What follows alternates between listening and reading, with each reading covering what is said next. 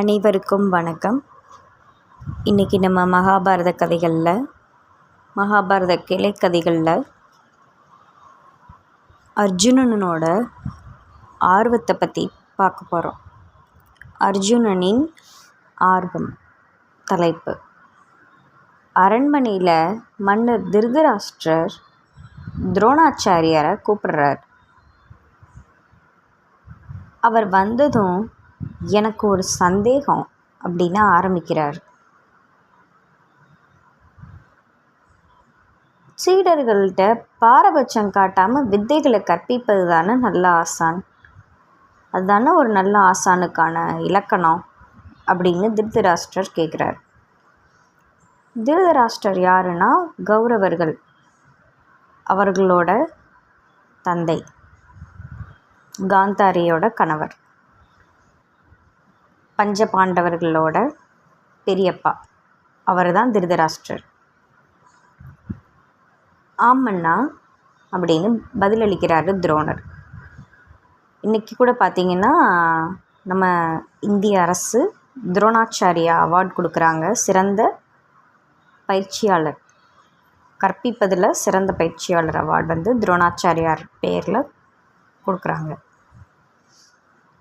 ஆமண்ணா அப்படின்னு பதிலளிக்கிறாரு துரோணர். தாங்கள் நல்லதோர் ஆசானாக திகழணும் அப்படின்றது தான் என்னோட விருப்பம் அப்படின்னு திருதராஷ்டிரர் சொல்கிறாரு துரோணரை பார்த்து. துரோணர்ன்றவர் வந்து ஆசிரியர், பஞ்ச பாண்டவர்களுக்கும் கௌரவர்களுக்கும் ஆசிரியர் அவர். சரியா? இதை கேட்டதும் நீங்கள் ஒரு சமமாக எல்லாருக்கும் கற்றுக் கொடுக்கணும் அப்படின்னு நினைக்கிறேன் அப்படின்னு திருதராஷ்டிரர் துரோணரை பார்த்து சொல்கிறார். இதை கேட்டதுமே அவர் திடுக்கிட்டார். துரோணரே, நீங்கள் பாண்டவர்களையும் கௌரவர்களையும் சரிசமமாக பாவித்து வித்தைகளை கற்பித்து தரணும்னு நான் விரும்புகிறேன்னு சொல்கிறார் திருதராஷ்டிரர். பாண்டவர்கள் மீது பொறாமை இருக்கிற கௌரவர்கள் தான் தன்னை பற்றி ஏதோ தவறாக போட்டு கொடுத்துருக்காங்க அப்பா கிட்ட, திருதராஷ்டிரர் கிட்ட அப்படின்னு அவருக்கு உணர்ந்துக்கின்றார். பிறகு, மன்னிக்க வேண்டும் அண்ணா, நான் எந்தவித பாகுபாடும் காட்டலை. எனக்கு எல்லாரும் மாணவர்கள் தான். ஆர்வம், முயற்சி, உத்வேகம், தனித்தன்மை, இந்த இயல்புகள் எல்லார்கிட்டையும் ஒரே மாதிரி அமைகிறது கிடையாது அப்படின்றது நீங்கள் உணரணும் அப்படின்னு எடுத்து கூறுறார். அதோடு கௌரவர்களுக்கு ஒரு பாடம் புகட்டணும் அப்படின்னு துரோணர் முடிவு பண்ணிட்டார்.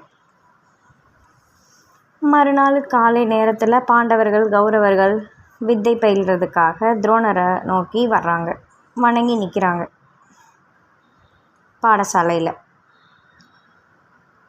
அவர்களிடம் துரோணர், சீடர்களே, இன்றைக்கி நான் உங்களுக்கு ஒரு அரிய வித்தையை கற்றுக் கொடுக்க போகிறேன். அதுக்காக நம்ம காட்டுக்கு போக போகிறோம். எல்லாரும் என்னோட வாங்க அப்படின்னு சொல்கிறார். எல்லாரும் புறப்படுறாங்க. ஒரு ஆற்றங்கரையை அடைகிறாங்க. சீடர்களை அங்கே எல்லாரும் அமருங்க, உட்காருங்கன்னு சொல்கிறாரு துரோணர்.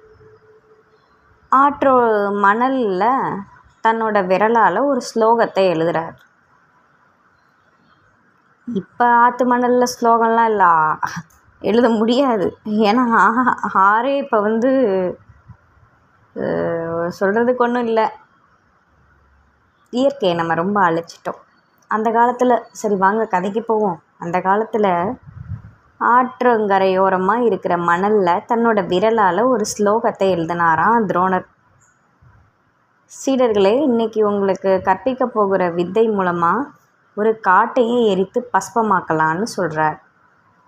அதை, இந்த ஸ்லோகத்தை உச்சரித்து அம்பை பிரயோகிக்கிறேன், கூர்ந்து கவனியுங்கள்னு சொல்கிறார். அர்ஜுனன்ட்ட, அர்ஜுனா, கமண்டலத்தை எடுத்துகிட்டு வர மறந்துட்டேன்ப்பா, நீ வேகமாக போய் ஆசிரமத்திலேருந்து அதை எடுத்துகிட்டு வா அப்படின்னு உத்தரவிடுறார், சொல்கிறார் அர்ஜுனனை. அர்ஜுனன் வந்து ஒரு கிளாஸ் லீடர் மாதிரின்னு வச்சுக்கோங்களேன். அதாவது நல்லா படிப்பான் அவங்க குருகுலத்தில், அந்த மாதிரி ஆர்வமானவன்.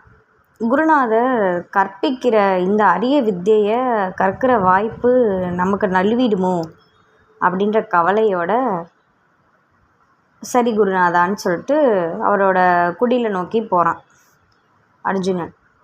திரும்பி திரும்பி பார்த்துக்கிட்டே போகிறான். ஏன்னா அது ஒரு முக்கியமான பாடம் இல்லையா, அதை அவனுக்கு அந்த பாடத்தை கற்பிக்கக்கூடிய வாய்ப்பு கிடைக்காம போயிருமே அப்படின்ட்டு மனசுக்குள்ளே அப்படியே யோசிச்சுட்டே போகிறான். கமண்டலத்தோட திரும்பிட்டான். ஆற்றங்கரையை தாண்டி அவங்க எல்லாரும் போகிறத பார்க்குறான். உடனே ஆற்றையும் கடந்து அவங்கக்கிட்ட போயிட்டான். கமண்டலத்தை குருநாதர்கிட்ட கொடுக்குறான். குருவே, நம் மன்னியுங்கள், சற்று தாமதமாகிடுச்சுன்னு சொல்கிறான் அர்ஜுனன். அவன்கிட்ட இருந்து கமண்டலத்தை பெற்றுக்கொண்ட துரோணர் மற்றவர்களிடம் தன்னோட உரையை தொடர்றாரு. நல்லது சீடர்களே, இன்று கற்பித்த வித்தையில் யாருக்காவது ஏதாவது சந்தேகம் இருந்தால் என்கிட்ட கேளுங்கன்னு சொல்கிறாரு. இதை கேட்டதும் நம்மளுக்கு என்ன ஆகும், அர்ஜுனனுக்கு ஐயோ பாடம் முடிஞ்சு போச்சா அப்படின்ட்டு, குருவே நான் வர்றதுக்குள்ளே பாடம் முடிஞ்சிருச்சா அப்படின்னு ஏமாற்றமாக கேட்குறான். ஆம் அப்படின்னு அவருக்கு பதிலளிக்கிறாரு துரோணர். மற்றவங்களை பார்த்து, சரி ஒவ்வொருவராக அந்த ஸ்லோகத்தை சொல்லி அம்பை பிரயோகித்து அந்த காட்டுப்பகுதியை எரியுங்கள் பார்க்கலாம் அப்படின்னு சொல்கிறார். கௌரவர்கள் 100 பேர், பாண்டவர்கள் 4 அர்ஜுனனை தவிர. இப்படி ஒவ்வொருத்தராக ஸ்லோகத்தை உச்சரித்து அஸ்திரத்தை பிரயோகிக்கிறாங்க. ஆனால் ஒரு பலனும் இல்லை. என்னோட மொத்த உழைப்பும் வீண் அப்படின்னு கோபத்தில் கத்துறாரு துரோணர். என்ன சொல்லி கொடுத்தாலும் உங்கள் மண்டையில் ஏற மாட்டுதுன்னு நம்ம மிஸ்ஸு சொல்லுவாங்க இல்லையா, அந்த மாதிரி.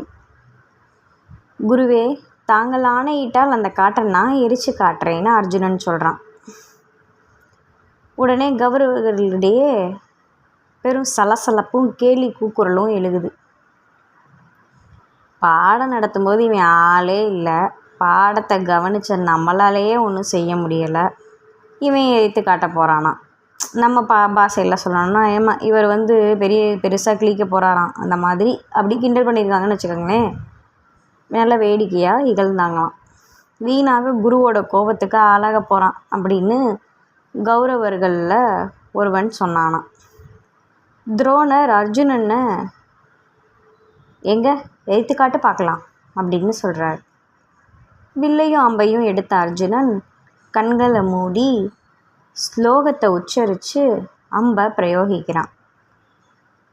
உடனே காடு திகு திகு திகுவென தீப்பிடித்து எரிந்தது. கௌரவர்கள் உட்பட எல்லோருக்கும் பிரமிப்பு.